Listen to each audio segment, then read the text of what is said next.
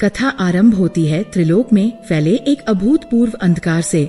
यह केवल सूर्य के प्रकाश का अभाव नहीं था, यह एक आध्यात्मिक तिमिर था, एक ऐसा नैराश्य जिसने देवलोक की मनियों के प्रकाश को भी मध्यम कर दिया था। स्वर्ग जो सदा ही उत्सव और संगीत से गुंजायमान रहता था, आज एक भयावह सन्नाटे में डूबा था। नर्तकियों के घुंघरू मौन थे, गंधर्वों के कंठ अवरुद्ध हो चुके थे। इंद्र के भव्य सुधर्मा सभा में सिंहासन के पाए कांप रहे थे।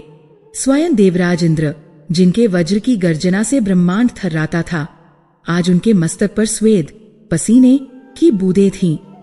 उनका वज्र जो अमोघ था, आज निस्तेज पड़ा था। देवताओं का तेज, उनका बल, उनका पराक्रम, सब कुछ किसी अदृश्य शक्ति ने सोख लिया था। कारण एक नाम जो अब तक केवल फुसफुसाहटों में लिया जाता था, पर अब वह नाम प्रलय की गर्जना बन चुका था। एक ऐसा असुर जिसे न देवता, न दैत्य, न गंधर्व, न यक्ष कोई पराजित नहीं कर पा रहा था। उसका नाम था जलंधर। वह कोई साधारण असुर नहीं था जो पाताल की गहराइयों से निकलकर सत्ता का लोभी हो। उसका जन्म, उसका अस्तित्व स्वयं में एक विरोधाभास था, एक दिव्य त्रुटि का परिणाम। वह स्वयं महादेव के क्रोध की अग्नि और समुद्र के असीम जल के मिलन से जन्मा था। वह अग्नि जो प्रलय के समय ब्रह्मांड को भस्म कर सकती थी, वह क्रोध जो स्वयं काल का भक्षक था, आज एक स्वरूप ले चुका था और उस स्वरूप को धारण किया था महासागर की गहराई ने। वह अजेय था। उसकी भुजाओं में सहस्रों हाथियों का बल नहीं, अपितु महासागरों का ज्वार था। उसकी वाणी में असुरों का दंभ नहीं, अपितु शिव के क्रोध की ज्वाला थी। जब वह चलता था तो धरती कांपती नहीं थी, वह अपने स्थान से खिसक जाती थी। जब वह दहाड़ता था तो मेघ नहीं गरजते थे, आकाश स्वयं फट पड़ता था।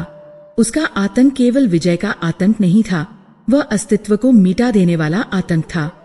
उसने इंद्र को पराजित किया, उसने कुबेर के भंडारों को लूट लिया, उसने यम की दिशा को अपने अधीन कर लिया। त्रिलोक का संतुलन जो त्रिदेवों ने स्थापित किया था, उस एक असुर ने तार तार कर दिया था। कथा यहाँ एक पल के लिए रुकती है, एक गहन प्रश्न पूछती है, क्या जलंधर की यह असीम शक्ति केवल उसकी भुजाओं में थी? क्या उसका अजेय होना केवल उसके जन्म के संयोग पर आधारित था, या उसकी शक्ति का स्रोत, उसकी अजेयता का वास्तविक कारण कहीं और छिपा था? एक ऐसा रहस्य जो समुद्र की गहराइयों से भी गहरा था, शिव की क्रोधाग्नि से भी अधिक ज्वलंत था। एक ऐसा रहस्य जिसने स्वयं त्रिदेवों को भी चिंतित कर दिया था। ब्रह्मा अपनी सृष्टि के संतुलन को बिगड़ते देख मौन थे, विष्णु अपने योग निद्रा में होकर भी विचलित थे, और कैलाश पर महादेव, जिनके क्रोध का वह अंश था, स्वयं गहन ध्यान में इस पहेली के समाधान की खोज कर रहे थे। इस आतंक की जड़ें बहुत गहरी थी, जो सीधी कैलाश से जुड़ी थी। यह कथा तब आरंभ हुई जब देवराज इंद्र वृत्रासुर पर विजय प्राप्त करने के पश्चात अहंकार के मद में चूर थे। वह स्वयं को त्रिलोक का एक छत्र स्वामी मान बैठे थे। इसी अहंकार में डूबे वह ऐरावत पर सवार होकर कैलाश की ओर से गुजर रहे थे। उनका पथ स्वयं महादेव ने रोका, जो एक अवधूत, एक दिगंबर तपस्वी के वेश में थे। उनकी जटाएं बिखरी थीं, शरीर पर भस्म रमी थी। इंद्र ने अपने देवत्व के मद में उन्हें एक साधारण तपस्वी समझकर उनका अपमान कर दिया। उन्होंने उस तपस्वी को मार्ग से हटने का आदेश दिया। जब वह न हटे तो इंद्र ने अपना वज्र उठाने का उपक्रम किया। तत्क्षण वह तपस्वी अपने वास्तविक स्वरूप में आ गया। वह स्वयं महाकाल थे, रुद्र थे। इंद्र का अहंकार एक क्षण में चकनाचूर हो गया। वह समझ गया कि उसने अपने आराध्य, अपने पितामह का अपमान कर दिया है। उसने क्षमा मांगी, किंतु महादेव का तीसरा नेत्र खुलने के कगार पर था। उनके ललाट से स्वेद की एक बूंद टपकी, और उससे भी पहले उनके नेत्रों से क्रोध की एक ज्वाला धधक उठी। वह ज्वाला इतनी प्रलयंकारी थी कि यदि वह इंद्र पर गिरती तो देवराज का अस्तित्व ही समाप्त हो जाता। इंद्र के गुरु बृहस्पति ने ये भयंकर दृश्य देखा और वे तत्क्षण वहां प्रकट हुए। उन्होंने महादेव के चरण पकड़ लिए। प्रभु क्षमा, यह आपका पुत्र है, इसने अज्ञानवश यह अपराध किया है। अपने क्रोध को शांत करें, अन्यथा यह सृष्टि भस्म हो जाएगी। महादेव का क्रोध अमोघ था, उसे वापस नहीं लिया जा सकता था। तब बृहस्पति के आग्रह पर महादेव ने अपने उस प्रलयंकारी क्रोध को, उस तेजोमयी अग्नि को इंद्र से हटाकर दूर क्षीर सागर में महासागर की असीम गहराइयों में फेंक दिया। वह अग्नि एक जलते हुए उल्कापिंड की भांति आकाश को चीरती हुई समुद्र में जा गिरी। जिस क्षण उस दिव्य क्रोधाग्नि ने समुद्र के जल का स्पर्श किया, एक अभूतपूर्व घटना घटी। समुद्र का जल उबलने लगा। मीलों तक जल वाष्प बनकर आकाश में विलीन हो गया। समुद्र की गहराइयों में सोए जीव जंतु भस्म होने लगे। महासागर, जो सदा धैर्य और शांति का प्रतीक था, आज पीड़ा से चीत्कार कर उठा। उस अग्नि और जल के महामिलन से, जहाँ शिव का तेज और समुद्र की गहराई एक हुई, वहाँ एक भयंकर भंवर उत्पन्न हुआ। उस भंवर के केंद्र से एक बालक का उदय हुआ। वह साधारण बालक नहीं था। वह रो नहीं रहा था, वह अट्टहास कर रहा था। उसके नेत्रों में अग्नि की ज्वाला थी और उसके शरीर पर जल की शीतलता। वह जन्मा नहीं था, वह प्रकट हुआ था। समुद्र देव, जो स्वयं इस पीड़ा से त्रस्त थे, उस बालक को देख चकित रह गए। उन्होंने उस बालक को अपनी गोद में उठाया। शिव के तेज को स्पर्श करते ही समुद्र का सारा ताप शांत हो गया। समुद्र देव ने उसे अपना पुत्र स्वीकार किया। चूंकि वह जल से जन्मा था और उसने जल को धारण किया था, सृष्टि के पितामह ब्रह्मा स्वयं वहां प्रकट हुए और उन्होंने उस बालक का नामकरण किया जलंधर। ब्रह्मा ने उसके जन्म के स्रोत को देखा। वह शिव का अंश था, पर समुद्र का पुत्र था। उन्होंने भविष्यवाणी की कि यह बालक तीनों लोकों में अजय होगा, उसकी शक्ति का कोई सानी नहीं होगा।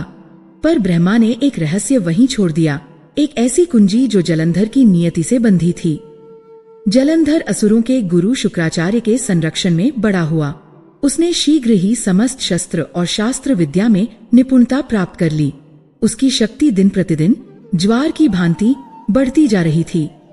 उसने देखा कि देवता किस प्रकार असुरों पर अत्याचार करते थे, किस प्रकार छल से उन्होंने समुद्र मंथन का अमृत प्राप्त किया था।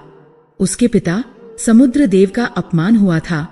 जलंधर ने प्रतिज्ञा की कि वह देवताओं से उनके समस्त अधिकार छीन लेगा और त्रिलोक पर असुर ध्वज फहराएगा। उसने पाताल से समस्त दैत्य, दानव और असुरों को एकत्रित किया। उसकी सेना का बल अकल्पनीय था। और फिर वह दिन आया, जलंधर ने स्वर्ग पर आक्रमण कर दिया। ये युद्ध नहीं था, ये एक तरफा विनाश था। देव सेना उसके सामने टिक न सकी। इंद्र ने अपने वज्र का प्रहार किया, किंतु जलंधर ने उस वज्र को अपने एक हाथ से पकड़ लिया और उसे ऐसे मरोड़ दिया मानो वह कोई खिलौना हो।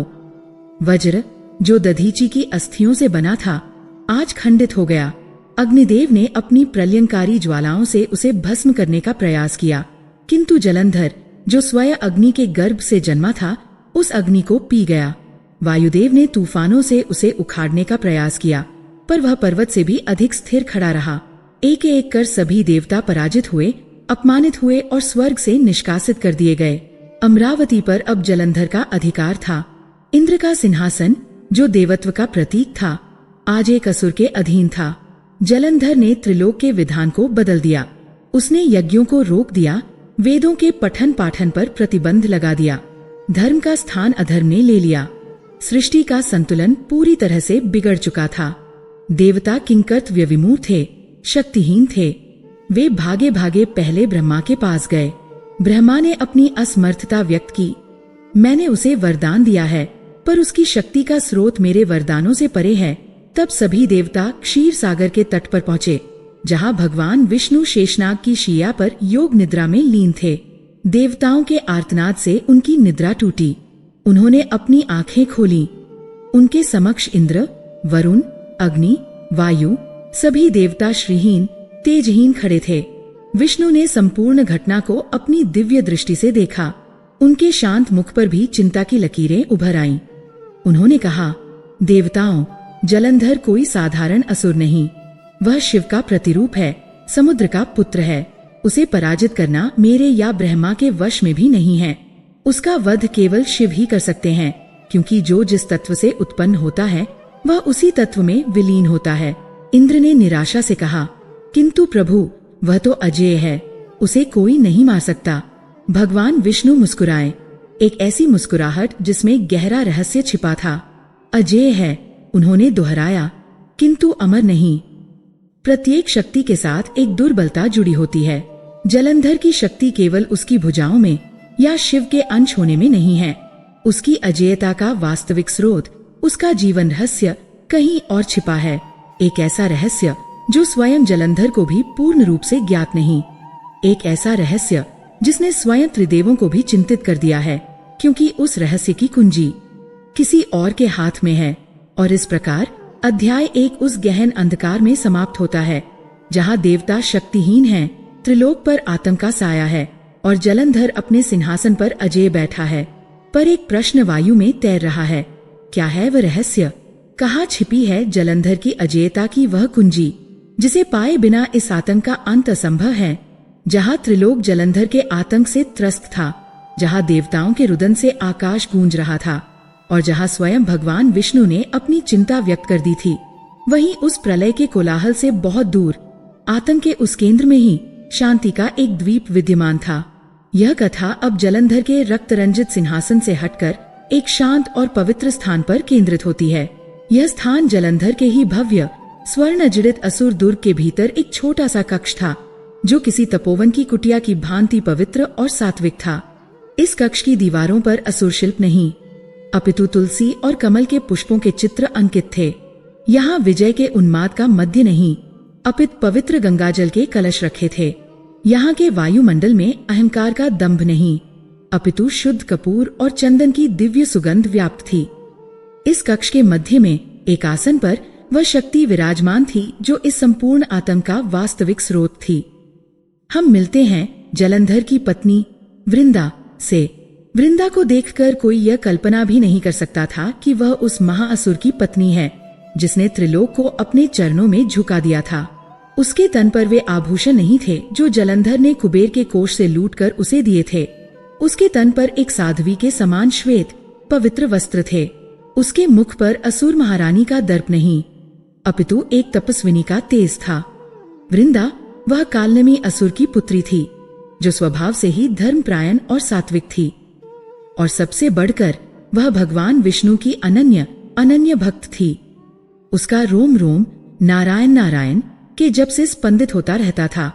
उसका विवाह जलंधर से एक नियति का खेल था, दो ध्रुवों का मिलन, एक जो शिव के क्रोध का प्रतीक था और दूसरी जो विष्णु की शांति की उपासक थी। परंतु भक्ति से भी बड़ा वृंदा के जीवन का एक और सत्य था। वह एक परम सती है, एक पतिव्रता नारी। उसके लिए उसका पति जलंधर, चाहे वह असुर हो, अधर्मी हो या त्रिलोक का विजेता हो, वह उसका परमेश्वर था। यह उसका धर्म था जिसे उसने अपने प्राणों से अधिक महत्व दिया था। वह अपने पति के कृत्यों से अनभिज्ञ नहीं थी। वह जानती थी कि उसके पति के मार्ग पर अधर्म है। वह जानती थी कि वह निर्दोषों को सताता है, देवताओं को अपमानित करता है। एक भक्त के रूप में उसका हृदय रोता था। वह नित्य प्रति भगवान विष्णु से अपने पति को सन्मार्ग पर लाने की प्रार्थना करती थी, किंतु एक पत्नी के रूप में उसने अपने धर्म से मुख नहीं मोड़ा। यही वह रहस्य था जिसे भगवान विष्णु ने देव सभा में इंगित किया था, जलंधर की अजेयता का वास्तविक स्रोत। जब भी जलंधर अपनी असुर सेना को संगठित कर स्वर्ग पर आक्रमण करने के लिए निकलता, जब वह अपने प्रलयंकारी रथ पर आरूढ़ होता, ठीक उसी क्षण वृंदा अपने इस पवित्र कक्ष में प्रवेश करती। वह अपने पति को विजय तिलक लगाती, उसकी आरती उतारती और उसके युद्ध से प्रस्थान करते ही वह कक्ष का द्वार भीतर से बंद कर लेती, और तब आरंभ होता था उसका अखंड तप। वृंदा केवल एक ही कार्य करती, अखंड तपस्या और पति की विजय के लिए व्रत। वह अन्न जल का त्याग कर देती। वह एक कुश के आसन पर बैठ जाती, अपनी आंखें मूंद लेती और अपने हाथों में तुलसी की माला लेकर अपने पति धर्म का स्मरण करती।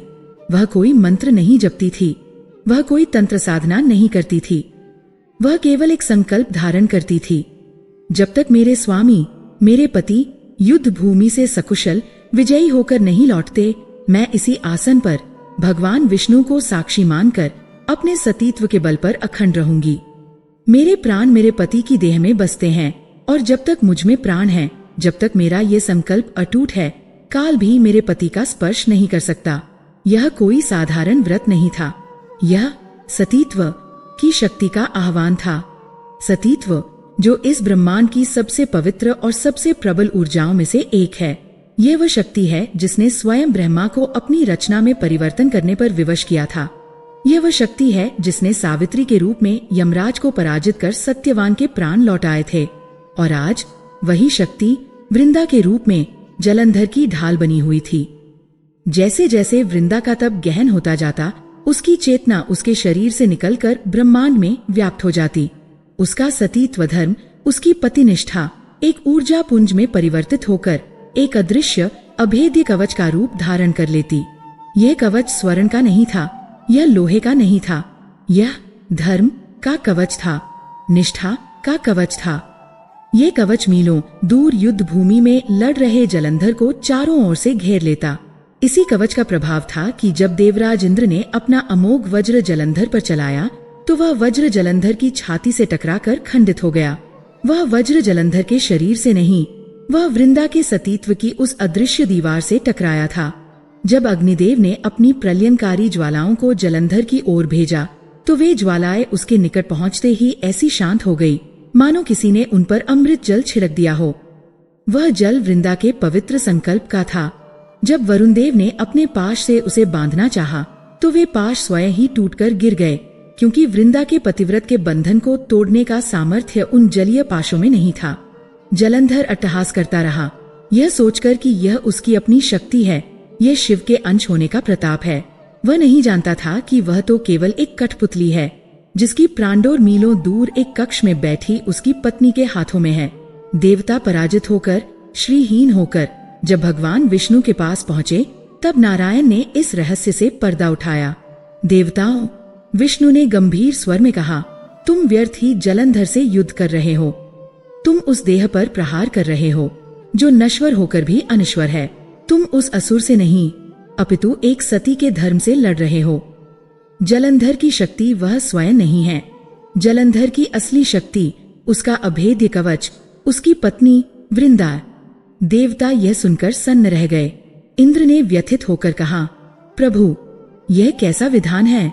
एक सती का धर्म जो स्वयं में इतना पवित्र है, वह अधर्म की रक्षा क्यों कर रहा है? ये कैसा विरोधाभास है? भगवान विष्णु ने एक गहरी श्वास ली। देवराज, यही नियति की विडंबना है। वृंदा एक पत्नी के रूप में अपने धर्म का पालन कर रही है। उसका पतिव्रता धर्म अडिग है, उसका संकल्प पवित्र है, और जब तक उसका वह संकल्प अटूट है, जब तक उसका सतीत्व खंडित नहीं होता, जलंधर के चारों ओर बना वह अभेद्य कवच बना रहेगा। उस कवच को मृत्यु भी नहीं भेद सकती। जब तक वृंदा सती है, जलंधर अजेय है। यह वह क्षण था जब रहस्य पूर्ण रूप से खुल गया। जलंधर की अजेयता का कारण उसकी भुजाएं नहीं, शिव का अंश नहीं, अपितु वृंदा का सतीत्व था। यह रहस्योद्घाटन देवताओं के लिए विजय की आशा नहीं, अपितु गहन निराशा लेकर आया। उनके मनों में अब एक नया और भी भयावह प्रश्न उठ खड़ा हुआ था। अगर जलंधर को कोई मार ही नहीं सकता, क्योंकि उसकी मृत्यु एक सती के धर्म से बंधी है, तो देवताओं का क्या होगा? धर्म की पुनः स्थापना कैसे होगी? क्या अधर्म धर्म के ही कवच में छिपकर सदैव के लिए त्रिलोक पर राज्य करता रहेगा? इस अभेद्य कवच को तोड़ने का अर्थ था एक सती के धर्म को खंडित करना, और एक सती के धर्म को भंग करने का पाप जलंधर के आतंक से भी सहस्र गुना अधिक भयंकर होता। देवता एक ऐसे धर्म संकट में फंस चुके थे जिसका समाधान स्वयं त्रिदेवों के पास भी नहीं था, या शायद था, पर वह समाधान प्रलय से भी अधिक पीड़ादायक होने वाला था।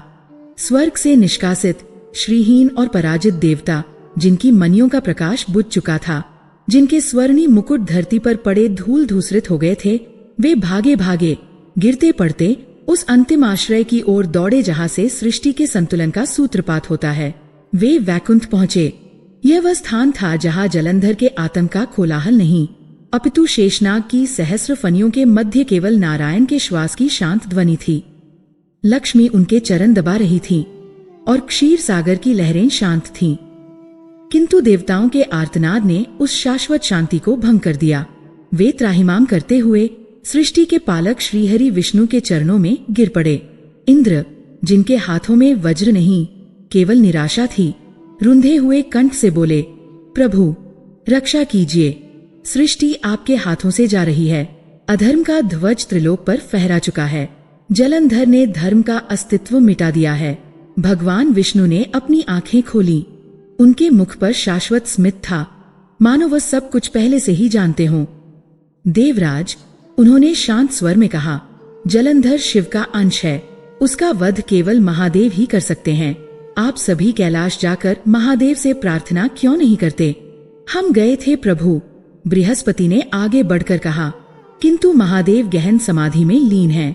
हमने बहुत प्रयास किया पर उनकी समाधि भंग नहीं हुई, और अब हमें वह रहस्य ज्ञात हो गया है जिसके पश्चात महादेव का जागना भी शायद व्यर्थ ही होगा। हमें जलंधर की अजेयता का वास्तविक कारण ज्ञात हो गया है। विष्णु के मुख पर अब भी वही शांत भाव था। क्या रहस्य?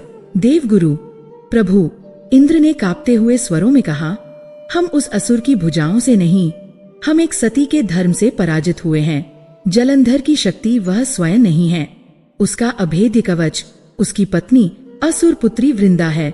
सभा में एक क्षणिक मौन छा गया। बृहस्पति ने उस मौन को तोड़ा। प्रभु, वृंदा परम सती है। जब जब जलंधर युद्ध के लिए प्रस्थान करता है, वह अपने कक्ष में अखंड पतिव्रत धर्म का संकल्प लेकर तपस्या में बैठ जाती है। उसका सतीत्व इतना प्रबल है, उसकी निष्ठा इतनी अटूट है कि उसने जलंधर के चारों ओर एक ऐसा धर्म कवच निर्मित कर दिया है जिसे ये सृष्टि तो क्या स्वयं काल भी नहीं भेद सकता। प्रभु, जब तक वृंदा का सतीत्व अखंड है, जलंधर अमर है। ये शब्द नहीं थे, यह देवताओं की मृत्यु का अंतिम घोषणा पत्र था। जिस क्षण श्रीहरि विष्णु ने ये सुना, वैकुंठ का वातावरण बदल गया। वह शाश्वत स्मित जो उनके अधरों पर सदैव खेलता था, वह लुप्त हो गया। नारायण मौन हो गए। यह एक ऐसा मौन था जो सहस्रों तूफानों से अधिक भयावह था। उनकी आंखें जो करुणा से भरी रहती थीं, आज गहन अथाह चिंता में डूब गईं। भगवान विष्णु जो सृष्टि के पालक थे, आज स्वयं एक ऐसे धर्म संकट में फंस गए थे जिसका कोई समाधान नहीं था। ये एक अभूतपूर्व धर्म संकट था। एक ओर उनका प्रथम कर्तव्य था सृष्टि की रक्षा। पालक होने के नाते उनका धर्म था कि वे अधर्म का नाश करें, संतुलन को पुनः स्थापित करें और जलंधर जैसे असुर से देवताओं, मनुष्यों और ऋषियों की रक्षा करें। अधर्म आज धर्म के ही कवच में छिपकर अट्टहास कर रहा था। यदि वे कुछ नहीं करते तो सृष्टि का विनाश निश्चित था, धर्म का अस्तित्व ही मिट जाता। किंतु दूसरी ओर वृंदा थी। वह परम सती थी, इसमें कोई संदेह नहीं था। पर वह केवल एक सती नहीं थी, वह भगवान विष्णु की अनन्य भक्त थी। उसका रोम रोम नारायण नारायण जपता था। वह श्रीहरि को ही अपना आराध्य, अपना सब कुछ मानती थी। जलंधर को मारने का एकमात्र उपाय था वृंदा के सतीत्व को भंग करना, उसके पतिव्रत धर्म को खंडित करना। यह विचार ही श्रीहरि के लिए असहनीय था। वे जो भक्तों के रक्षक हैं, भक्त वत्सल, वे स्वयं अपनी ही एक परम भक्त के साथ छल कैसे कर सकते थे? यह विश्वासघात होता, यह उस आस्था की हत्या होती जो वृंदा उनमें रखती थी। यह कैसा न्याय था कि एक असुर के पापों का दंड उसकी निर्दोष, धर्मपरायण और भक्त पत्नी को दिया जाए? क्या धर्म की रक्षा एक और महान अधर्म करके की जाएगी? श्री हरि का मौन गहराता जा रहा था। देवता उनकी इस स्तब्धता को देख भयभीत हो गए। यदि आज पालक ने ही मुख मोड़ लिया तो वे कहा जाएंगे। इंद्र पुनः उनके चरणों में गिर पड़े। प्रभु, आप मौन क्यों हैं? क्या हमारा कोई अस्तित्व नहीं? क्या धर्म की रक्षा नहीं होगी? उस असुर ने यज्ञ कुंडों में मदिरा डलवा दी है, वेदों को पैरों तले रौंदा जा रहा है, ऋषि मुनियों की जटाओं को पकड़कर घसीटा जा रहा है, देव माताओं का अपमान हो रहा है। क्या यह सब आपकी सृष्टि का अंग है? यदि यही नियति है तो हमें अभी भस्म हो जाने का वरदान दीजिए, क्योंकि यह अपमान अब सहा नहीं जाता। देवताओं का करुण क्रंदन वैकुंठ में गूंजने लगा। तब देवगुरु बृहस्पति ने, जो इस धर्म संकट की गहराई को समझ रहे थे, अत्यंत धीमे और दृढ़ स्वर में कहा, प्रभु क्षमा करें। हम सब जानते हैं कि आप किस दुविधा में हैं। हम जानते हैं कि वृंदा आपकी भक्त है, किंतु आज प्रश्न एक भक्त का नहीं, अपितु संपूर्ण भक्ति के अस्तित्व का है। यदि जलंधर का अधर्म जीत गया तो भविष्य में कोई भक्ति करने वाला ही नहीं बचेगा, कोई धर्म ही नहीं बचेगा। उन्होंने एक क्षण रुककर कहा, प्रभु, जब कांटे से कांटा निकालना पड़े तो वह हिंसा नहीं, उपचार कहलाता है। जब विष को मारने के लिए विष का प्रयोग हो तो वह अधर्म नहीं, नीति कहलाती है। आज अधर्म ने धर्म का कवच पहन लिया है। उस कवच को भेदने के लिए हमें भी धर्म का मार्ग त्याग कर नीति का मार्ग अपनाना होगा। विष्णु ने आंखें खोली। उनकी दृष्टि में एक प्रश्न था, कैसी नीति देवगुरु? तब देवताओं ने मिलकर एक योजना बनाई, एक ऐसी योजना जिसके विषय में सोचते ही पाप लगता था। एक छल की योजना, एक ऐसा प्रपंच जो किसी सती के विश्वास को चकनाचूर कर सकता था। बृहस्पति ने कांपते हुए कहा, प्रभु, जलंधर का वध तब तक नहीं हो सकता जब तक वृंदा का संकल्प न टूटे, और वृंदा का संकल्प तब टूटेगा जब उसका पतिव्रत धर्म खंडित हो जाए। वह अपने पति के अतिरिक्त किसी और का स्पर्श तक नहीं सोच सकती। उसकी दृष्टि में केवल जलंधर का स्वरूप है। यदि वे कहते कहते रुक गए। इंद्र ने उन शब्दों को पूरा किया, यदि कोई स्वयं जलंधर का रूप धरकर उसके विश्वास को जीत ले और उसके संकल्प को भंग कर दे, तभी वह कवच टूटेगा। ये सुनकर वैकुंठ का कण-कण कांप उठा। स्वयं लक्ष्मी ने अपने हाथ मुख पर रख लिए। ये एक जघन्य पाप था और यह कार्य बृहस्पति ने अपनी आंखें झुकाते हुए कहा, ये महाछल। प्रभु, आपके अतिरिक्त कोई नहीं कर सकता। केवल आपकी माया ही इतनी सिद्ध है कि वह जलंधर का रूप धरकर वृंदा की आंखों को धोखा दे सकती है। केवल आप ही उस सती के तेज का सामना कर सकते हैं। समस्त देवताओं ने एक साथ श्री हरि के चरण पकड़ लिए। प्रभु, हम जानते हैं कि हम आपसे पाप करने की प्रार्थना कर रहे हैं। हम जानते हैं कि इसका परिणाम भयंकर होगा। वृंदा आपको श्राप देगी। हम सब उस श्राप के भागी बनने को तैयार हैं, किंतु इस सृष्टि को बचा लीजिए। आपको इस अधर्म यज्ञ का, इस छल की योजना का मुख्य पात्र बनना ही होगा। दर्शकों की धड़कनें मानो रुक सी गईं। स्वयं भगवान विष्णु छल करेंगे, वह भी अपनी ही परम भक्त के साथ। यह कैसी लीला थी, यह कैसी व्यूह रचना थी, जहां रक्षक को ही भक्षक की भूमिका निभानी पड़ रही थी। श्री हरि विष्णु अपनी शैया से उठ खड़े हुए। उनका मुखमंडल किसी भी भाव से रहित था, किंतु उनकी आंखें एक गहरे असीम दुख से भरी थीं। उन्होंने एक शब्द नहीं कहा। उन्होंने न हाँ कहा, न। उन्होंने केवल अपनी पीतांबरी को संभाला और वैकुंठ के द्वार की ओर चल पड़े। उनका यह मौन प्रस्थान देवताओं की प्रार्थना की स्वीकृति थी। यह स्वीकृति एक विजय की नहीं, अपितु एक महान बलिदान की थी। यह स्वीकृति एक ऐसे पाप की थी जो धर्म की स्थापना के लिए अनिवार्य हो गया था। क्या भगवान अपनी ही भक्त के साथ ऐसा कर पाएंगे? क्या वह योजना सफल होगी? और यदि सफल हुई तो एक सती के श्राप का सामना स्वयं नारायण कैसे करेंगे? यह प्रश्न अब त्रिलोक के कण-कण में गूंज रहा था।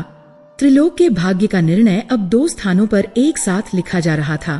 पहला, एक प्रलयंकारी युद्ध भूमि जो संभवतः कैलाश के ही किसी वीरान बर्फीले पठार पर सजी थी, और दूसरा, एक शांत पवित्र कक्ष जहां एक सती अपने तप की अग्नि में जल रही थी। युद्ध भूमि में आतंक का पर्याय बन चुका जलंधर आज अपने वास्तविक जनक के समक्ष खड़ा था। वह महादेव से युद्ध करने गया था। युद्ध शब्द यहाँ उचित नहीं होगा, यह एक उपहास था। जलंधर, जो शिव के ही क्रोध का अंश था, आज उन्हीं पर अट्टहास कर रहा था। वह उस अभेद्य कवच से ढका हुआ था जिसे वृंदा के सतीत्व ने बुना था। महादेव, जो त्रिलोक के संहारक हैं, जो काल के भी महाकाल हैं, आज उनके समस्त अस्त्र शस्त्र व्यर्थ हो रहे थे। शिव ने अपना अमोघ पिनाक धनुष उठाया, उस पर प्रत्यंचा चढ़ाई और प्रलयंकारी बाणों की वर्षा कर दी। वे बाण ब्रह्मांडों को भेद सकते थे, किंतु वे जलंधर के शरीर से इंच भर दूर उस अदृश्य कवच से टकराकर पुष्पों की भांति झड़ रहे थे। शिव ने अपना त्रिशूल फेंका, वह त्रिशूल जिसने सहस्रों असुरों का वध किया था, जिसने अंधकासुर को विदीर्ण कर दिया था, किंतु आज वह भी जलंधर के कवच से टकराया और एक भयंकर झंकार के साथ वापस महादेव के हाथों में लौट आया। जलंधर का दंभ, उसका अहंकार चरम पर था। देखा तपस्वी, वह महादेव का उपहास उड़ाता हुआ गर्जा, तुम जो इन पहाड़ों पर भस्म रमाकर बैठे रहते हो, मेरा क्या बिगाड़ोगे? तुम्हारी शक्ति समाप्त हो चुकी है। रुद्र, आज त्रिलोक का स्वामी मैं हूँ। तुम भी मेरी अधीनता स्वीकार कर लो या मृत्यु के लिए तैयार हो जाओ। जलंधर को यह भ्रम हो गया था कि यह उसकी अपनी शक्ति है। वह नहीं जानता था कि वह तो केवल एक मुखौटा है, जिसकी वास्तविक शक्ति मीलों दूर एक कक्ष में एक सती के श्वासों में बंधी थी। देवता आकाश में छिपे कांपते हुए यह दृश्य देख रहे थे। उनका अंतिम सहारा स्वयं महादेव आज पराजित हो रहे थे। धर्म की हार निश्चित लग रही थी। दूसरी ओर उसी क्षण वैकुंठ से प्रस्थान कर चुके श्रीहरि विष्णु उस महाछल को कार्यान्वित करने के लिए जलंधर के असुर दुर्ग की ओर बढ़ रहे थे। यह यात्रा श्रीहरि के लिए उनके किसी भी अवतार से अधिक कठिन थी। जब वे राम बने, उन्होंने धर्म की स्थापना के लिए शस्त्र उठाए। जब वे कृष्ण बने, उन्होंने नीति के लिए माया का प्रयोग किया। किंतु आज वे जो सृष्टि के पालक हैं, जो भक्त वत्सल कहलाते हैं, आज वे अपनी ही एक अनन्य भक्त के विश्वास की हत्या करने जा रहे थे। वे जानते थे कि वे क्या करने जा रहे हैं। वे एक सती के धर्म को खंडित करने जा रहे थे। यह अधर्म था, यह पाप था। किंतु धर्म संकट यही था। यदि वे यह अधर्म नहीं करते तो जलंधर का महाअधर्म संपूर्ण सृष्टि को निगल जाता। कभी कभी एक बड़े धर्म की रक्षा के लिए एक छोटे धर्म का बलिदान देना पड़ता है। आज स्वयं नारायण उसी बलिदान को देने जा रहे थे और इस यज्ञ में वे अपनी सबसे प्रिय भक्त की आस्था की आहुति दे रहे थे।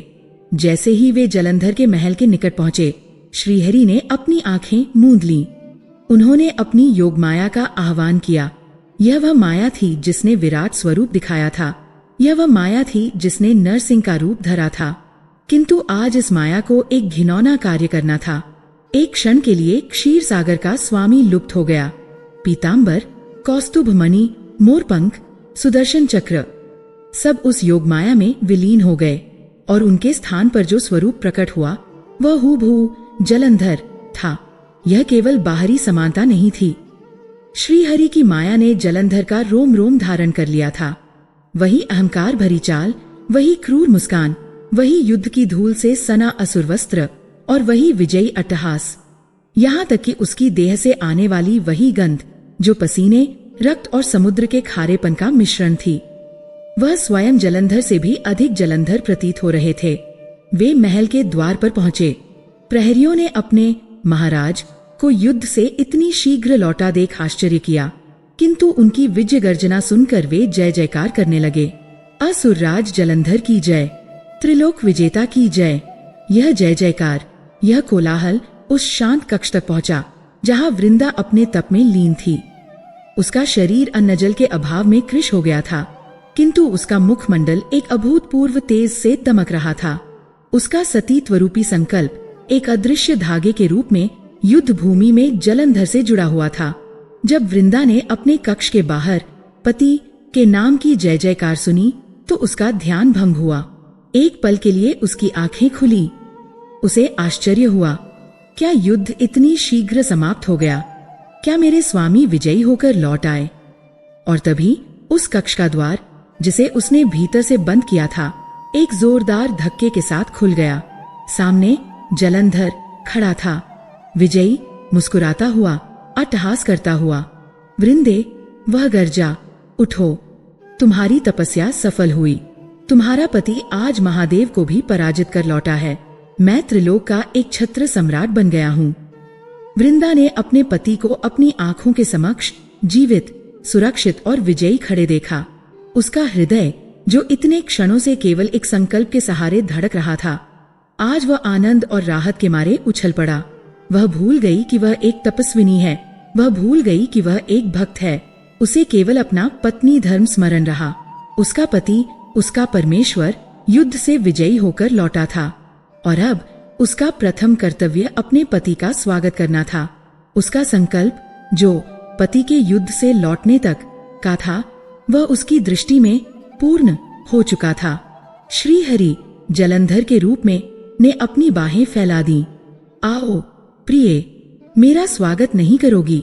वृंदा, जो अपने पति प्रेम में और श्रीहरि की उस माया में पूरी तरह डूब चुकी थी, अपने आसन से उठ खड़ी हुई। जिस क्षण वह अपने तपासन से उठी, युद्ध भूमि में जलंधर के कवच में पहली दरार पड़ी। वह आनंद के अश्रुओं के साथ अपने पति की ओर दौड़ी। स्वामी, वह कहकर उनके चरणों में झुक गई। एक सती, एक पतिव्रता, अपने विजयी पति का स्वागत करने के लिए उनके चरण स्पर्श करने के लिए झुकी। जिस एक प्रलयंकारी क्षण में वृंदा के उन पवित्र हाथों ने, जो अब तक केवल नारायण की पूजा करते थे, जो उसके सतीत्व की अग्नि से प्रज्वलित थे, जिस क्षण उन हाथों ने अपने पति के भ्रम में स्वयं श्री हरि विष्णु के चरणों का स्पर्श किया, ब्रह्मांड में एक स्तब्धता छा गई। वह केवल एक स्पर्श नहीं था, वह एक सती के अखंड व्रत का खंडन था, वह एक विश्वास का टूटना था, वह उस संकल्प की मृत्यु थी जिसने जलंधर को अमर बनाया हुआ था। जिस क्षण वृंदा ने अपने पति के भ्रम में श्री हरि का स्पर्श किया, उसका पतिव्रता धर्म खंडित हो गया। दूर युद्ध भूमि में कैलाश के उस बर्फीले पठार पर जलंधर, जो महादेव पर अंतिम प्रहार करने के लिए अपना गदा उठा चुका था, वह अचानक जड़ हो गया। वह अभेद्य कवच, वह दिव्य ऊर्जा, वह अजेयता का वरदान जो उसे वृंदा के सतीत्व से मिल रहा था, वह उसी क्षण टूटकर बिखर गया। वह कवच जो त्रिशूल से नहीं टूटा था, जो पिनाक के बाणों से नहीं छिदा था, वह एक सती के भ्रमित स्पर्श से कांच की भांति चकनाचूर होकर शून्य में विलीन हो गया। जलंधर ने एक क्षण में सब कुछ अनुभव कर लिया। उसके शरीर से वह दिव्य शक्ति ऐसे निकल गई जैसे किसी दीपक से तेल समाप्त हो जाए। उसे पहली बार अपने घावों का दर्द महसूस हुआ, उसे पहली बार ठंड का अनुभव हुआ, उसे पहली बार मृत्यु का भय अनुभव हुआ। उसने कांपते हुए अपने हाथों को देखा। वह अब अजय नहीं था, वह अब केवल शिव के क्रोध का एक अंश था जो समुद्र के जल में पला था। और महादेव, जो महायोगी थे, जो अंतर्यामी थे, उन्होंने एक क्षण में सब कुछ जान लिया। उन्हें ज्ञात हो गया कि वैकुंठ में क्या निर्णय लिया गया, उन्हें ज्ञात हो गया कि विष्णु ने क्या किया है, और उन्हें ज्ञात हो गया कि धर्म की रक्षा के लिए कितना बड़ा मूल्य चुकाया गया है। अब और विलंब का कोई औचित्य नहीं था। अधर्म का कवच टूट चुका था। महादेव ने अपनी आंखें खोली और उनमें प्रलय की ज्वाला धधक रही थी। उन्होंने अपने त्रिशूल को पुनः धारण किया। इस बार यह केवल एक अस्त्र नहीं था, यह वह न्याय था जिसे एक सती के टूटे हुए व्रत ने मुक्त किया था। हर हर महादेव की एक गगन भेदी गर्जना के साथ महादेव ने वह त्रिशूल जलंधर की छाती की ओर फेंक दिया। इस बार कोई कवच नहीं था, इस बार कोई सतीत्व की ढाल नहीं थी। त्रिशूल ने वायु को चीर दिया और सीधा जलंधर के हृदय में जा धंसा। जलंधर शिव के जिस क्रोध से जन्मा था, आज वह अपने जनक के उसी त्रिशूल से अपने मूल तत्व में विलीन हो गया। आतंक के एक युग का अंत हो गया। इधर वृंदा के कक्ष में जलंधर, श्रीहरि ने वृंदा को, जो उनके चरणों में झुकी थी, उठाकर अपने गले से लगा लिया। वृंदा अपने पति की विजय और उनके स्पर्श के आनंद में डूबी थी। पर यह छल, यह महाछल सफल हो चुका था। दर्शक स्तब्ध रह गए। देवता जो ये सब देख रहे थे, उन्होंने राहत की सांस ली, पर उनके मन में एक भय भी था। छल सफल हुआ, अधर्म का नाश हो गया। पर जिस सती के विश्वास को तोड़ा गया था, जिस भक्त की आस्था की बलि चढ़ाई गई थी, जब उस वृंदा को इस महाछल का, इस विश्वासघात का सत्य पता चलेगा, तब क्या होगा? एक सती के क्रोध का, एक टूटे हुए भक्त के श्राप का परिणाम क्या होगा? त्रिलोक ने अभी अभी एक असुर के आतंक को समाप्त होते देखा था, पर वे इस बात से अनभिज्ञ थे कि वे एक सती के क्रोध के महाप्रलय के मुहाने पर खड़े थे। वृंदा का कक्ष, जो क्षण भर पहले पतिमिलन के आनंद और विजय के उत्सव में डूबा हुआ था, वह अकथनीय भयावह सन्नाटे में परिवर्तित होने वाला था। वृंदा जो अपने पति के आलिंगन में थी, जो उस स्पर्श से अपने तप की संपूर्ण थकान मिटा रही थी, वह उस प्रलय से अनभिज्ञ थी जो आकाश मार्ग से उसकी ओर बढ़ रहा था। वह उस महाछल के केंद्र में खड़ी थी, पूरी तरह से अनभिज्ञ, अपने आराध्य, अपने भगवान श्रीहरि विष्णु की भुजाओं में, जिन्हें वह अपना पति समझ रही थी। दूर युद्ध भूमि में महादेव का त्रिशूल अपना कार्य कर चुका था। जलंधर का निष्प्राण कवच विहीन शरीर उस बर्फीले पठार पर गिरा, किंतु महादेव का क्रोध अभी शांत नहीं हुआ था। यह वध एक साधारण वध नहीं था। इस वध की नींव एक सती के खंडित व्रत पर रखी गई थी। महादेव जो अंतर्यामी थे, सब जानते थे। वे विष्णु की विवशता भी जानते थे और वृंदा की नियति भी। उन्होंने न्याय के अंतिम चरण को पूरा करने का निर्णय लिया। उन्होंने अपने गणों को आज्ञा दी कि इस असुर, जिसने शिवंश होकर भी अधर्म का मार्ग चुना, उसके शीश को उसकी पत्नी के समक्ष प्रस्तुत किया जाए। यह क्रूरता नहीं थी, यह सत्य को प्रकट करने का एकमात्र अनिवार्य और भयंकर मार्ग था। और वह हुआ वृंदा के महल के उस शांत आंगन में, जहां वह अपने पति के साथ खड़ी थी। आकाश से एक वस्तु तीव्र गति से गिरी। वह एक उल्कापिंड की भांति धधकती हुई नहीं आई, अपितु एक कटे हुए वृक्ष के तने की भांति धड़ाम की एक भारी मांसल ध्वनि के साथ संगमरमर के फर्श पर आ गिरी। वह वस्तु लुढ़की और लुढ़कते लुढ़कते ठीक वृंदा के चरणों के पास आकर रुकी। वह रक्त से सना, धूल धूसरित, जटाओं से भरा जलंधर का कटा हुआ शीश था। उसकी आंखें, जो मृत्यु के अंतिम क्षण के आतंक में खुली की खुली रह गई थी, वह सीधे वृंदा को ही घूर रही थी, मानो वे पूछ रही हों, वृंदे, ये कैसे हुआ? मेरा कवच कहा गया? एक क्षण के लिए समय जम गया। वृंदा ने पहले उस कटे हुए शीश को देखा। वह उसका पति था। वह शीश जिसे उसने कुछ ही दिनों पहले अपने हाथों से सजाया था, आज उसके चरणों में रक्तब लथपथ पड़ा था। फिर उसने अपनी उन हथेलियों को देखा जिनसे उसने अभी अभी अपने पति के चरण स्पर्श किए थे। और फिर उसने कांपते हुए उस व्यक्ति की ओर देखा जो उसके ठीक सामने खड़ा था, जिसने उसे अपने आलिंगन में ले रखा था और जो हूबहू वैसा ही दिखता था। दो जलंधर, एक चरणों में कटा हुआ निष्प्राण, दूसरा सामने खड़ा जीवित सांस लेता हुआ। श्रीहरि की वह अमोघ योग माया जिसने वृंदा की आंखों पर पर्दा डाला था, वह इस भयंकर सत्य के आघात से एक क्षण में बिखर गई। वृंदा को किसी स्पष्टीकरण की आवश्यकता नहीं थी। एक सती का विवेक, जिसे छल से ढक दिया गया था, वह ज्वालामुखी की भांति फूट पड़ा। वह समझ गई, वह एक क्षण में सब कुछ समझ गई।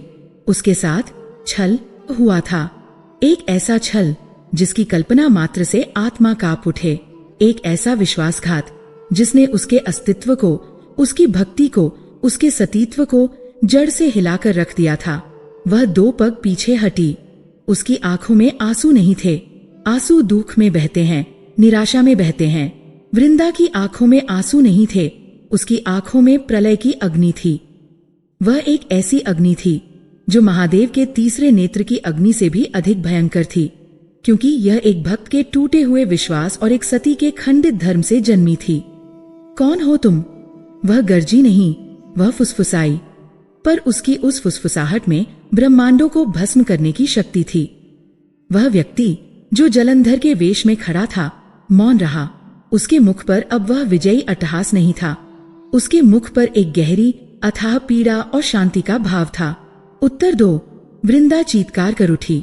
मेरे पति का वध हो चुका है, तो तुम कौन हो जिसने एक सती के कक्ष में घुसकर उसका धर्म भ्रष्ट करने का पाप किया है? तुम कौन हो? अधम। उसने अपने कमंडल से जल लिया और उस छलिए पर फेंका। जो भी हो तुम, अपने वास्तविक स्वरूप में आओ। और तब श्रीहरि विष्णु ने अपनी माया समेट ली। जलंधर का वह अहंकारी असुर रूप पिघलने लगा। उसके स्थान पर वही शाश्वत मनमोहक स्वरूप प्रकट होने लगा। वही पीतांबर, वही वनमाला, वही कौस्तुभ मणि और वही मोरपंखी मुकुट। वृंदा के समक्ष उसके आराध्य, उसके भगवान, सृष्टि के पालक श्रीहरि विष्णु खड़े थे। वृंदा ने उन्हें देखा और उस क्षण उसका हृदय, जो पति की मृत्यु से नहीं टूटा था, वह अपने भगवान के इस विश्वासघात से चकनाचूर हो गया। नारायण। उसके कंठ से ये शब्द एक आर्तनाद बनकर निकला।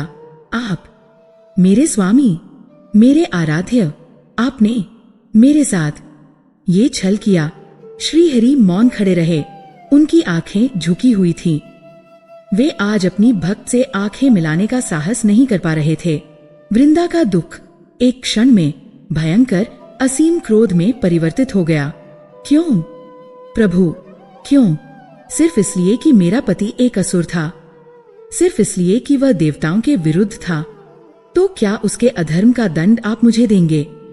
मेरी भक्ति का यह पुरस्कार दिया है आपने कि मेरा आराध्य ही मेरा धर्म भ्रष्ट करे। वह अट्टहास करने लगी, एक उन्मादिनी की भांति। क्या न्याय है यह? वाह सृष्टि के पालक, वाह आपने धर्म की रक्षा की है। किस मूल्य पर? एक सती के सतीत्व को भंग करके, एक भक्त के विश्वास की हत्या करके। आप जो सबके हृदयों की बात जानते हैं, आप ये नहीं जानते थे कि मैं प्रतिदिन आपसे अपने पति के लिए सन्मार्ग मांगती थी, पर आपने वह नहीं दिया। आपने सीधे मेरा सर्वस्व ही छीन लिया। वृंदा की आंखों से अग्निकण बरसने लगे। उसने अपना पूजा का आसन उठाया और उसे श्रीहरि के चरणों में फेंक दिया। ले जाओ ये सब, यह भक्ति, यह पूजा, यह आस्था, सब ढोंग है, सब छल है। वह आगे बढ़ी और श्रीहरि की छाती पर, जहाँ लक्ष्मी का वास होता है, अपना हाथ रखकर उन्हें पीछे धकेला। तुमने मेरे साथ जो किया है वह देवताओं ने भी नहीं सोचा होगा। उन्होंने तुम्हें भेजा क्योंकि वे जानते थे कि तुम पत्थर दिल हो। तुम इतने कठोर हो कि अपनी भक्त के विश्वास को भी कुचल सकते हो। श्रीहरि ने तब भी कोई उत्तर नहीं दिया। वे बस मौन रहकर उस सती के, उस टूटे हुए भक्त के हर शब्द को, हर आघात को सहते रहे। और तब वृंदा ने वह किया जिससे त्रिलोक कांप उठा। उसने अपने हाथ में गंगा जल उठाया, वह जल जो श्रीहरि के चरणों से ही निकला था। आज वही जल उन्हीं को श्राप देने के लिए उठ रहा था। आज वृंदा की आवाज में एक ऐसी दृढ़ता थी जिसने काल को भी रोक दिया। आज एक सती, एक भक्त अपने भगवान को श्राप देती है। नारायण, तुमने मेरे पति से मुझे छल पूर्वक विलग किया है। मैं तुम्हें श्राप देती हूँ कि तुम भी अपनी पत्नी से विलग हो जाओगे। तुम भी उसी पीड़ा को भोगोगे जिसे आज मैं भोग रही हूँ। और वह एक क्षण रुकी। श्रीहरि की उन शांत, भावहीन आंखों में घूरते हुए, जिस प्रकार तुमने एक पत्थर दिल बनकर, भावनाओं से रहित होकर मेरे साथ ये छल किया है, जिस प्रकार तुम मूर्तिवत खड़े होकर मेरा सर्वनाश देखते रहे, मैं तुम्हें श्राप देती हूँ। तुम पत्थर बन जाओगे। जाओ नारायण, तुम जड़ हो जाओगे। तुम उस पत्थर के टुकड़े बन जाओगे जिसमें कोई भावना नहीं होती, कोई चेतना नहीं होती। जैसे तुमने मेरा हृदय पत्थर कर दिया, आज से तुम्हारा स्वरूप ही पत्थर का होगा। सारा संसार तुम्हारी पूजा करेगा, पर तुम एक जड़ पाषाण की भांति सदा मौन रहोगे। जिस क्षण यह श्राप वृंदा के मुख से निकला, देवलोक में हाहाकार मच गया। ब्रह्मा, शिव, लक्ष्मी सभी उस दृश्य को देख कांप उठे। एक सती ने स्वयं सृष्टि के पालक को जड़ हो जाने का श्राप दे दिया था। श्रीहरि विष्णु ने मुस्कुराते हुए उस श्राप को सहज स्वीकार किया। उन्होंने अपनी आंखें बंद की। उन्होंने अपने दोनों हाथ जोड़े, मानो वे अपनी भक्त को, उसकी पीड़ा को और उसके न्याय को प्रणाम कर रहे हों। उन्होंने न क्षमा मांगी, न स्पष्टीकरण दिया। उन्होंने उस श्राप को उस धर्म संकट के अंतिम मूल्य के रूप में स्वीकार कर लिया। और फिर त्रिलोक ने वह देखा जिसकी किसी ने कल्पना नहीं की थी। श्रीहरि का वह दिव्य नीलवर्ण शरीर, वह काठ होने लगा। उनकी पीतांबरी कठोर होने लगी। उनकी वनमाला पाषाण में बदलने लगी। उनका वह करुणामयी मुखमंडल, वह शांत मुस्कान, सब एक काले, चिकने, भावहीन पत्थर में परिवर्तित होने लगे। एक क्षण में जहाँ सृष्टि के पालक खड़े थे, वहाँ अब केवल एक गोलाकार चक्र अंकित पाषाण शिला पड़ी थी। भगवान विष्णु शालिग्राम पत्थर बन गए थे। वृंदा ने अपने भगवान को अपनी ही आंखों के सामने पत्थर बनते देखा। उसका क्रोध शांत हो गया, उसका प्रतिशोध पूरा हो गया। अब उसके जीवन का कोई ध्येय नहीं बचा था। वह मुड़ी। उसने अपने पति जलंधर के उस कटे हुए शीश को देखा। अब उसकी आंखों में न क्रोध था, न भक्ति, केवल एक पत्नी का अपने पति के प्रति अंतिम कर्तव्य शेष था। उसने उस शीश को अपनी गोद में उठाया, उसे अपने आंचल से पोंछा, उसे चूमा। उसने स्वयं लकड़ियां चुनकर एक चिता सजाई। वह उस चिता पर अपने पति के शीश को गोद में लेकर बैठ गई। उसने आंखें मूंद ली और अपने सतीत्व की अंतिम अग्नि का आह्वान किया। हे अग्निदेव, उसने प्रार्थना की, मैंने यदि जीवन में कभी भी मन, वचन या कर्म से अपने पति के अतिरिक्त किसी का चिंतन न किया हो। वह क्षण भर रुकी। उस छल को स्मरण करके उसकी आत्मा कांप गई।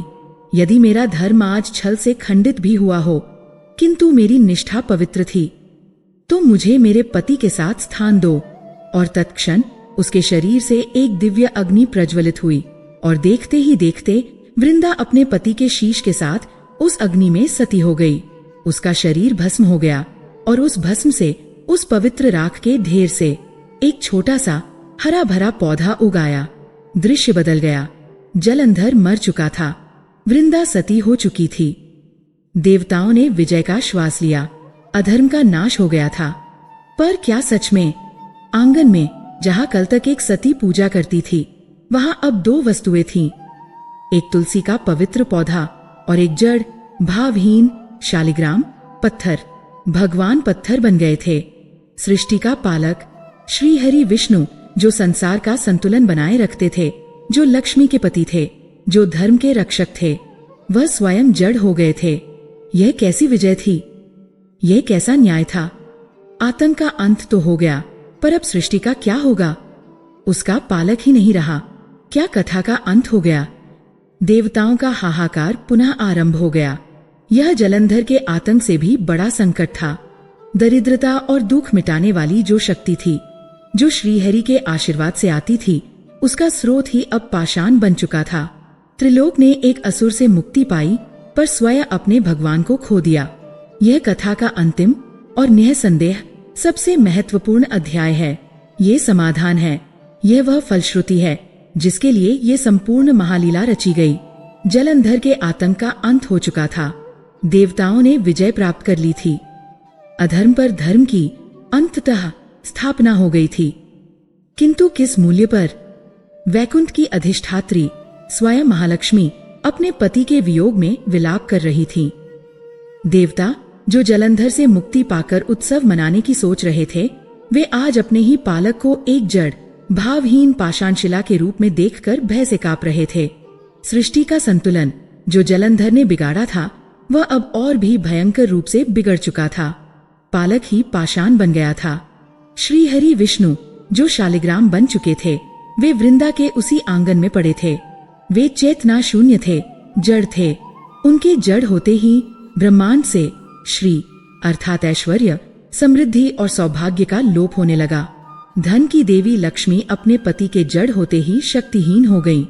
कुबेर के भंडार पुनः खाली होने लगे, पर इस बार उन्हें कोई असुर नहीं लूट रहा था। वे स्वयं ही अभाव में विलीन हो रहे थे। यज्ञों से उत्पन्न होने वाली ऊर्जा क्षीण पड़ने लगी।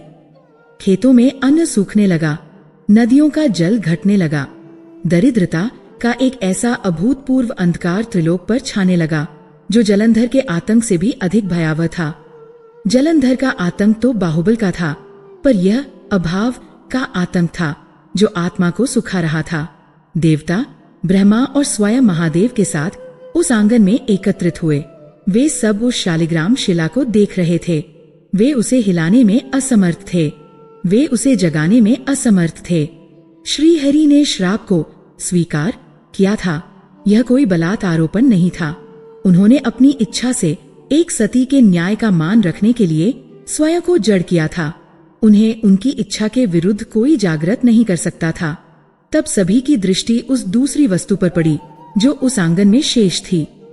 वह वृंदा की चिता की भस्म थी। वह पवित्र श्वेत भस्म का ढेर जो एक सती के अग्निसमाधि लेने के पश्चात शेष रह गया था।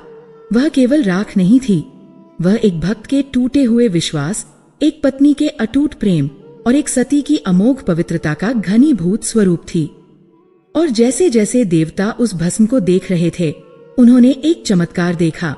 उस भस्म के ढेर के ठीक केंद्र से, जहां वृंदा का हृदय रहा होगा, एक छोटा सा कोमल हरा अंकुर फूट पड़ा। यह किसी साधारण पौधे का अंकुरन नहीं था। यह राख से, जो मृत्यु का प्रतीक है, उससे जीवन का उदय था।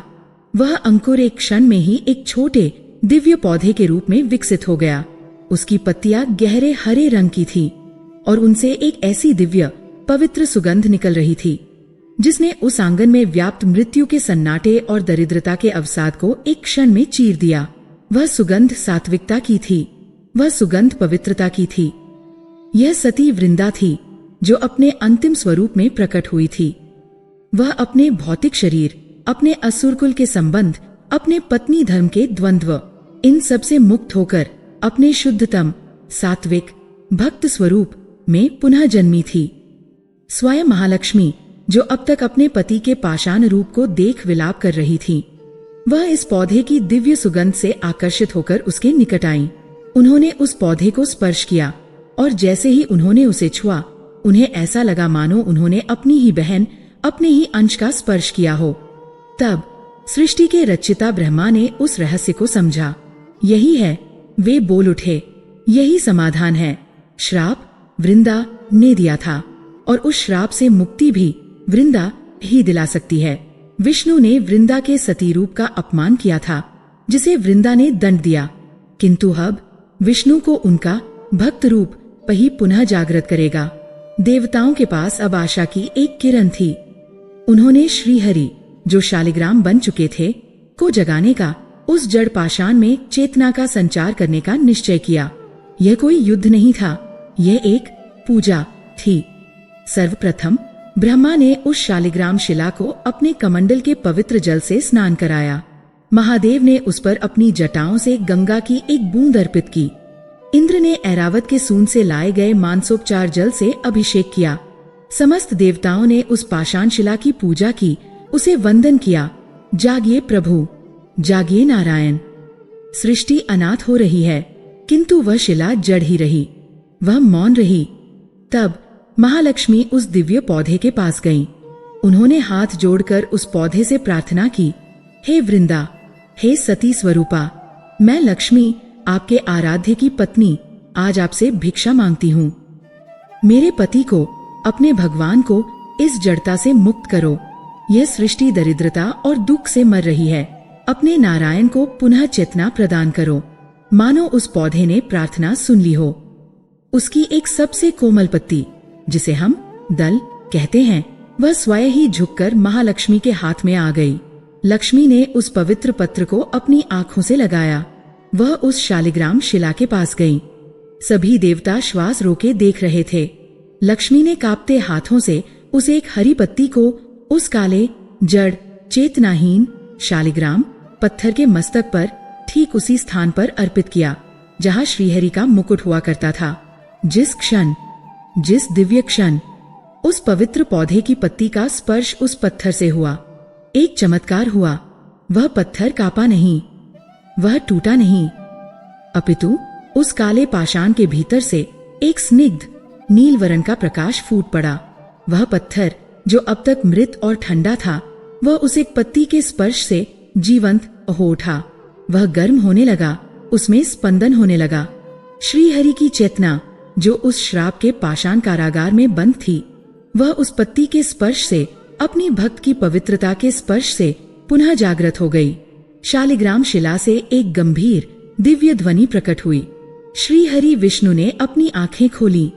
वे अब भी पत्थर थे, उनका श्राप खंडित नहीं हुआ था, किंतु वे जाग चुके थे। वे अब जड़ नहीं, चेतन थे। उन्होंने सबसे पहले उस दिव्य पौधे को देखा, जिसने उन्हें इस जड़ता से मुक्त किया था। उनकी वाणी में असीम करुणा और प्रेम था।